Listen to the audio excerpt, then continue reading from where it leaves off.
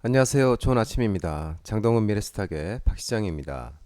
8월 5일 지난 주말 마감한 미국 증시 동향과 지난 금요일 우리 증시 특징주에 대해서 말씀을 드리겠습니다. 뉴욕 3대 주지수는 미국의 고용 악화에 일제히 하락 마감했습니다. 다우는 1.51% 하락 마감, 나스닥은 2.43% 큰 폭으로 하락 마감했습니다. S&P 500 또한 1.84% 하락 마감하는 모습이었습니다. 미국의 뉴욕 증시는 이틀째 급락세를 보이고 있습니다. 미국 고용 사양 예상 밖으로 빠른 속도로 악화되면서 경기 침체 우려에 투매가 촉발되면서 일제 하락하는 모습이었습니다. 이 전날은 미국 제조업 구매자 관리 지수 PMI 결과로 경기 이축에 대한 우려가 커졌다면 이란은 또 예상보다 빠르게 씻고 있는 이 고용 시장이 투자자들을 불안하게 만들었습니다. 미국 노동부에 따르면 7월 실업률은 4.3%를 기록했습니다. 시장 예상치이자 전월치인 4.1%를 상회하는 수치였습니다. 또한 2021년 10월 이후 가장 높은 수준이었습니다. 반면에 7월 비농업 부문 고용은 11만 4천 명 늘어난 데 그쳤습니다. 이 또한 시장 예상치가 17만 6천 명 증가에 훨씬 못 미치는 수준이었습니다. 직전월 수치인 17만 9천 명 증가와 비교해봐도 고용시장 냉각이 확연히 눈에 띄었습니다. 고용 불안은 경기 침체에 대한 우려로 이어졌고 투자자들은 빠르게 주식을 처분하기 시작했습니다. 이날 실업률 상승으로 미국 경기 침체 가늠자 중 하나인 3회 법칙도 발동이 됐는데 이 3회 법칙은 미국 실업률이 최근 3개월 이동 평균치가 앞선 12개월 중에 기록했던 최저치보다 0.5포인트 이상 높으면 경기 침체에 접어든 것으로 판단합니다. 7월 실업률 결과로 미국 실업률의 최근 3개월 이동평균치와 앞선 12개월 중 기록했던 최저치의 계기를 산출한 결과 0.53포인트가 나타났다고 합니다. 최소한 3회 법칙 기준으로는 미국 경기가 침체에 진입했다고 볼 수가 있다고 합니다. 3회 법칙을 두고 근거가 될 만한 과거 사례가 부족하다는 의견도 올가에서 나오지만 지금까지는 거의 모든 경우 미국 경기 침체를 제대로 가리켰습니다. 지난 2019년 정립했던 클로디아 3전 연방준비제도 연준의 이코노미스트에 따르면 1950년부터 미국에서 발생한 11번의 경기 침체 중 1959년 한 번을 제외하면 모두 3회 법칙이 들어맞았다고 합니다. 고용 냉각 속도가 예상보다 빠르게 나오자 연준이 이미 금리 인하 시기를 실기했다는 불만도 나오고 있는 모습입니다. 이와 함께 또 연준이 기준금리 인하 속도를 더 올릴 것이라는 전망도 힘을 받고 있는 모습입니다. 시카고 상품거래소 CME 패드워치 툴에 따르면 7월 고용보고서가 나온 뒤에 연방기금 금리 선물 시장은 연준이 9월 기준금리를 50베이스포인트 인하할 확률이 71.5%까지 높여서 반영하고 있는 모습입니다. 미국 경기 침체 우려가 고조되면서 2년 만기 미국 국채금리도 0.29 베이스 포인트 밀린 0.02 29.2 베이스 포인트 밀린 3.871%로 2023년 5월 4일 이후 최저 수준을 기록을 했습니다. 미국 국채 10년 금리도 전일 대비 18.2 베이스 포인트 밀린 4%로 가까이 매돌았습니다.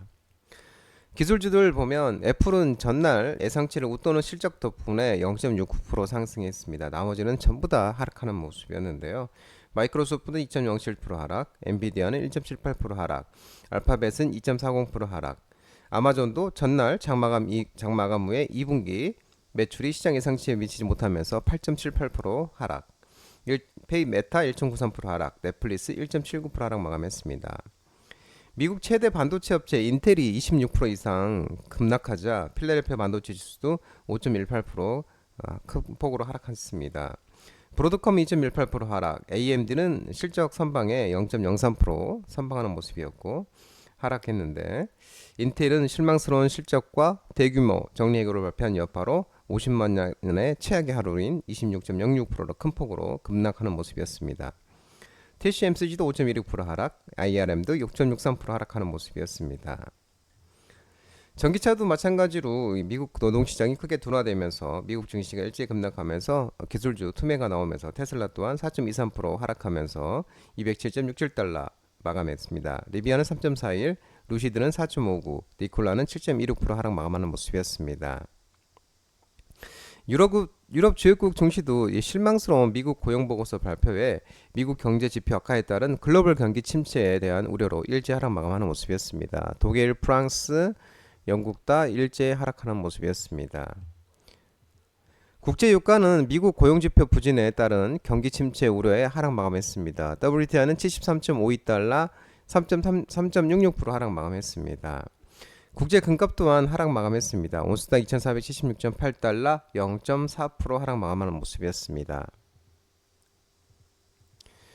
코스피는 지난주 금요일 코스피는 2676.19포인트 3.65%로 큰 폭으로 하락 마감했습니다. 미국 경기 침체 우려 등의 외국인이 8,464억 순매도, 기관이 7,781억을 순매도하면서 외국인과 기관의 순매도에서 하락하는 모습이었습니다. 특징지로 살펴보면은 휴니드가 방산주 관련주로서 급등이 나왔습니다. 중동의 지정학적 리스크 고조 속에 방산주 관련주로서 휴니드가 급등이 나왔고요. 한국 석유 또한 중동 리스크 고조 속에 에너지 관련주로서 급등이 나오는 모습이었습니다. 코스닥은 779.33포인트로 4.20%로 굉장히 큰 폭으로 하락 마감했습니다. 외국인과 기관이 순매도하면서 하락하는 모습이었는데요.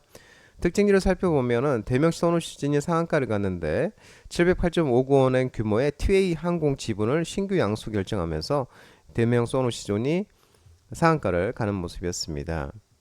뉴버텍이 이날 상한가를 갔는데 무상 감자 후에 거래처기의 첫날 뉴버텍이 상한가를 가는 모습이었습니다. 대성하이텍이 상한가를 갔는데요. 방산주 관련주로서 중동 지정학적 리스크 고조 속에 방산주로서 대성하이텍이 상한가를 가는 모습이었습니다. 수젠텍이 급등이 나왔는데 코로나19와 마이크로 플라스마 폐렴, 의료기기 관련 종목들이 상승 속에 여성 호르몬 관리 솔루션 북미 진출 모멘텀이 지속되면서 수젠텍이 날도 급등이 나오는 모습이었습니다. 수젠텍은 장동대표 유튜브 라이브 무료 관심주로 말씀드린 종목이었습니다.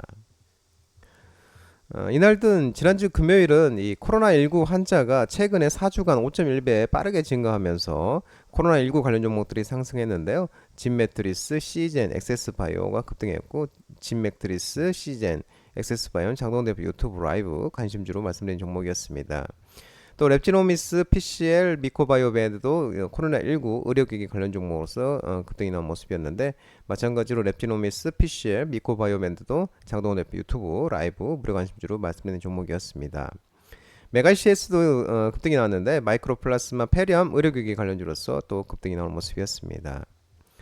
HVM이 급등이 나왔는데 중동의 지정학적 리스크가 고조되는 상황에서 방산업체에 대한 첨단 금속 합금 공급에 이 방산주로서 엮이면서 또 HBM도 반등이 나오는 모습이었습니다.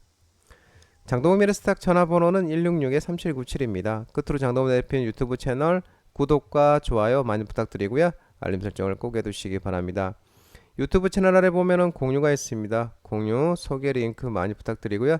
유튜브 장중 라이브 무료 방송 진행하고 있으니까 혼자 하기 힘드신 분들이나 도움이 필요하신 분들은 언제든지 오셔서 많은 도움 받아가시기 바랍니다.